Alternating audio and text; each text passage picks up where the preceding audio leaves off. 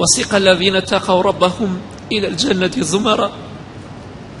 خۆزگەم بۆ کەسی متەقیە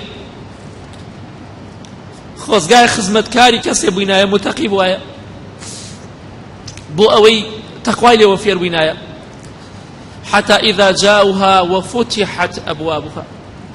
بەهەشتەکان کاتێ متەقیەکان ئەگەنە لای دەرگاکانی بەهەشت دەرگاکان هەمووی کراوەتەوە چونکە دەرگای بەهەشتدا نەخراوە کراوەتەوە بە پێچەوانەی دەرگای دۆزەخەوە کە دائەخرێت دەرگاکانی بەهەشت لەسەر پشتە و کراوەیە بۆ ئەو کەسانەی کە شایستەی ئەو شوێنە پیرۆزن وفتحت أبوابها چونکە ئەوان کاتێ دەڕۆن دەرگا کراوەتەوە پێش ئەوە دەرگا کراوەتەوە دەرگاکانی بەهەشت لەسەر پشتە دەرگاکانی دۆزەخ داخراوە بۆیە ئەگامان لە خۆمان بێ حتى إذا جاءوها وفتحت أبوابها دەرگاکانی بەهەشت کراوەتەوە پێویست ناکات بکرێتەوە چونکە کراوەتەوە لەسەر پشتە وقال لهم خزنتها دەرگاوانی بەهەشت کە مەلایکەی خوای پەروەردگارە پێیان دەفەرمێ سەلام عەلەیکم سەلامی خواتان لەسەر بێ سەلامی خواتان لەسەر بێ ئەی ئەو کەسانی تەقواتان هەبوو لە دنیادا ئەی ئەو کەسانی خواتان ناسی و لە خوا ترسان ئەوە تەقوایە کوا ئێمە ئیهتیمام و گرنگیمان بە تەقوا داوە ئەگەر باسێکی تەقوا بکەین بۆ خەڵکی دەیەها بوختیان و غەیبەتمان دەکرێت چونکە باسی تەقوا دەکرێت کوا ئێمە متەقین برای بەڕێزم ئەوە پاداشتی متەقیە هەر ئەم سوورەتە بەسە بۆ تۆ بزانی تەقوا چەندێک گرنگە خوا لە جەهەنەم ڕزگار دەکات بەهۆی تەقواوە خوا بەهەشتت پێ بەخشێ بەهۆی تەقواوە ئەوە تەقوا نییە شەو ڕۆژ خەریکی خراپ و تاوان بیت ئەوە تەقوا نییە هەتا بەیانی بخەوی ئاگات لە عیبادەتی خوا نەمێنێ ئەوە تەقوا نییە بەس مانگی ڕەمەزان قورئان بخوێنی ئەوە تەقوا نییە بەس کاتی نوێژە فەرزەکان لە دوای نوێژە فەرزەکان و زیکری خوا بکەی دوای هیچ بەڵێ سەلام عەلەیکم سەلامی خواتان لەسەر بێ ئەی ئەهلی بەهەشت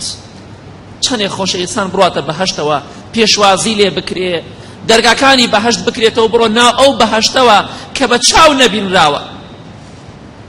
دەی بڕۆ بەختەوەر بە هیچ ناخۆشیەکت نەما تەواو بۆی ئیمامی ئەحمەد کاتێ ڕەحمەتی خوای پەروەردگاری لێبێ پرسیاری لێکرا یا ئیمام مەتە الراحە ئەی ئیمامی ئەحمەد کەی ئیسراحەتەکەین فەرمووی الراحة عند أول قدم تضعها في الجنة إمامي أحمد رحمتي خوالي بفرمي يكم قاچت يكم بيتنا وناو بهشتوا أو كات إسراحتك سلام عليكم درونا كاتك درون بو بهشت بريدكرين لانيكم الملائكة بريزة وببيشوازي قرموا درقا كاني بهشت كراوة وبهشتك أبين كبتشاو نبين راوا والله خوشيك قد باسينا كريم أو كسيك لجهنم آخر نفر كلجهنم درجة بس تنها خواي پروردگار روي لجهنم ور أقرينيا أفرمي والله خواي پروردگار چاكي لقل منا كردوا أو يبا مني بخشيو بيش كسيكي نبخشيو لكاتك آخر نفر كلجهنم درجة آخر نفر يكك أجيت بهشت الشوا ويا هالكاتي باسي وحديثة بكرايا إمامي حسني بصري رحمتي خواي لبي إمامي حسني بصري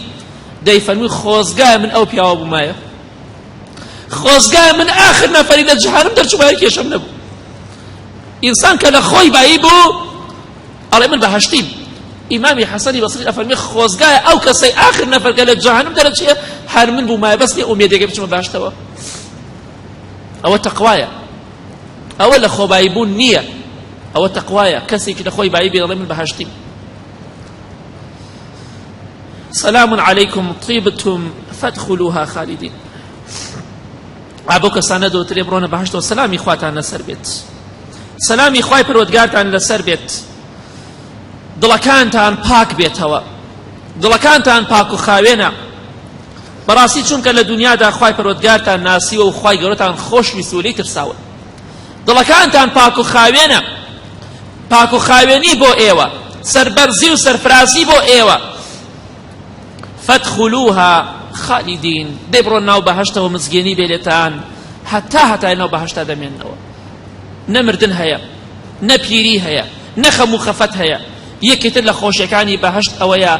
لە بەهشتا ڕقوچینە و حەسادەت نییە بەڵام لە دنیادا ڕقوکینە و حەسادەت ژیانی زۆربەی خەڵکی تێکداوە. ژیانی زۆربەی خەڵکی بەهۆی حەسادەت و حەسوودی کەسانێکەوە تێک چووە. هەیە خەڵکەیە حەسوودی بە سێبەرەکەی خۆشی ئەبات نەک بە سێبەری خەڵکی.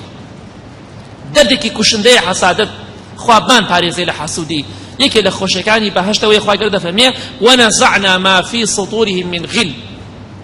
ئەوەی ڕقوکینە بێ، ئەوەی حەسادەت بێ لە سینگ و دڵی بەهەشتەکان دەرکراوە. سلام علیکم طیبتم، ئەوە پاک و خاوێنیە. سەلامی خواتان لەسەر بێ، دڵەکانتان پاک و خاوێنە، چونکە لە دنیادا خواتان ناسی. دەی بڕۆنە بەهەشتەوە بە هەتاهەتایی. خوای گەورە دەفەرمێت